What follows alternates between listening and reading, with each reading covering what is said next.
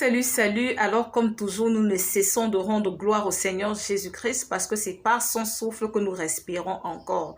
Alors que le Seigneur Jésus-Christ soit béni en tout temps, mais alors en tout temps. Amen.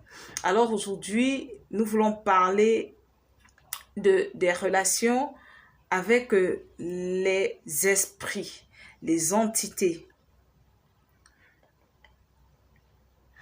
Beaucoup de personnes aujourd'hui vivent les conséquences des surprises. Beaucoup de personnes croupissent sous le poids des dégâts des surprises. Beaucoup de personnes sont en train de subir des événements qui les ont surpris. La vie qu'elles mènent, elles ne l'ont pas voulu, elles ne l'ont pas souhaité, mais elles sont obligées de subir. Je ne sais pas pour vous, mais personnellement, plus d'une fois, il m'est arrivé d'aller dormir la nuit et de me réveiller et que c'est à mon réveil que je constate que il a plu toute la nuit et je n'ai pas entendu.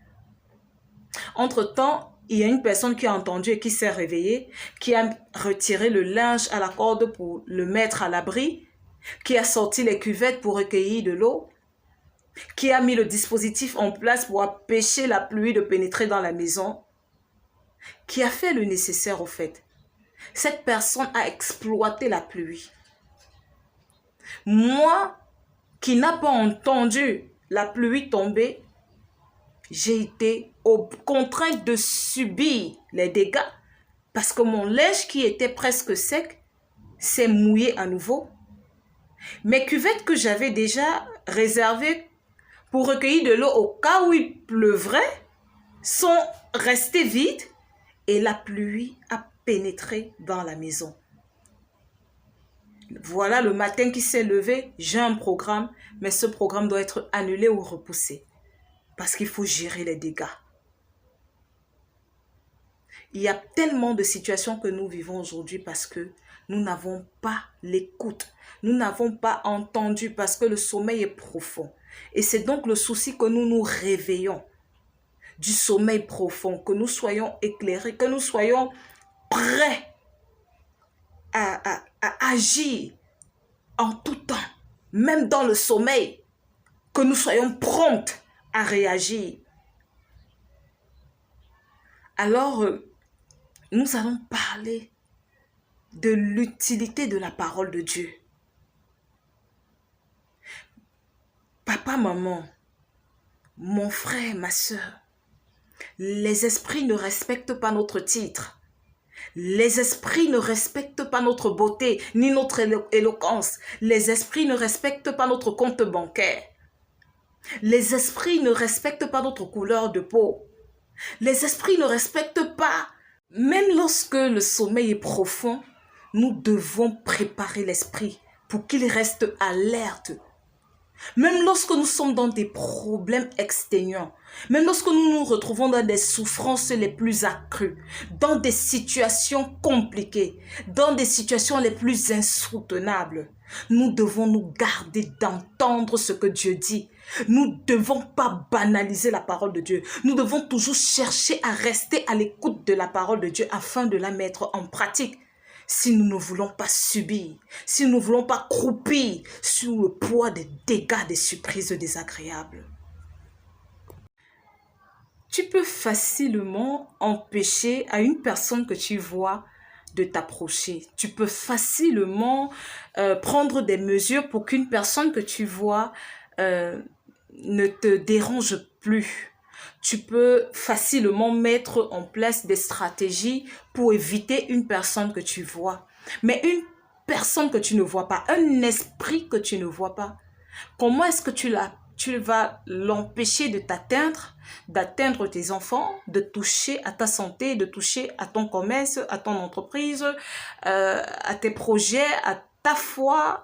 Comment est-ce que tu vas empêcher un esprit que tu ne vois pas de te nuire? Dieu nous a laissé sa parole parce que sa parole est esprit et vie. Sa parole est épurée, elle est ointe.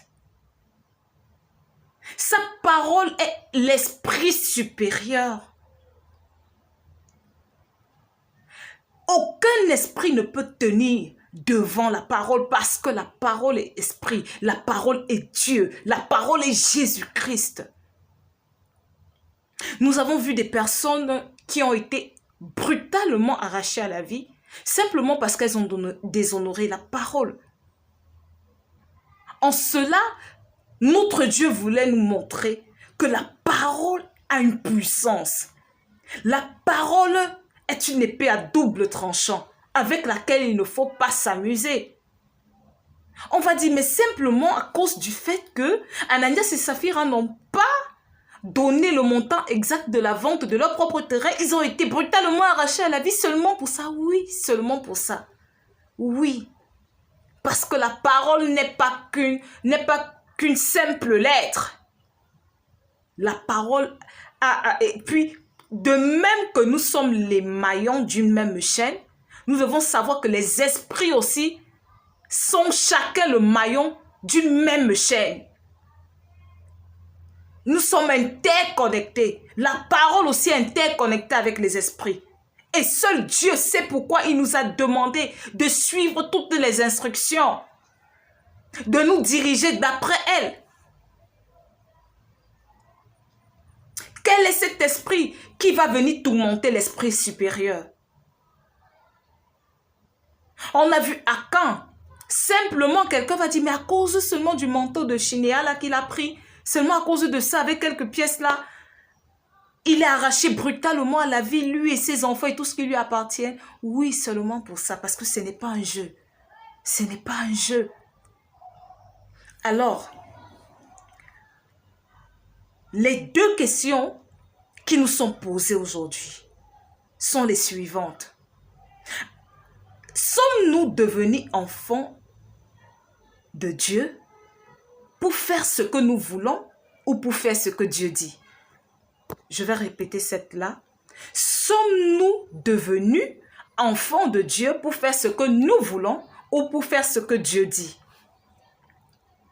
Avons-nous reçu le nom de Dieu pour invoquer nos ancêtres, pour invoquer le vaudou, pour invoquer le soleil, la lune, la forêt, le bois, pour invoquer nos maîtres mystiques dans les loges sataniques ou pour invoquer Jésus-Christ? Je vais répéter cette deuxième question. Avons-nous reçu le nom de Dieu pour invoquer nos magiciens, pour invoquer les cartomanciens, pour invoquer nos maîtres mystiques dans les loges, pour invoquer nos marabouts, nos féticheurs, nos sorciers, nos ancêtres, ou pour invoquer Jésus-Christ? Alors, bien aimé, c'est sur ces deux interrogations que je vais vous laisser. Jésus revient bientôt et souvenez-vous que ce que Dieu veut, c'est notre paix et non notre tourment. Que Dieu nous bénisse abondamment et à nous revoir à la prochaine occasion.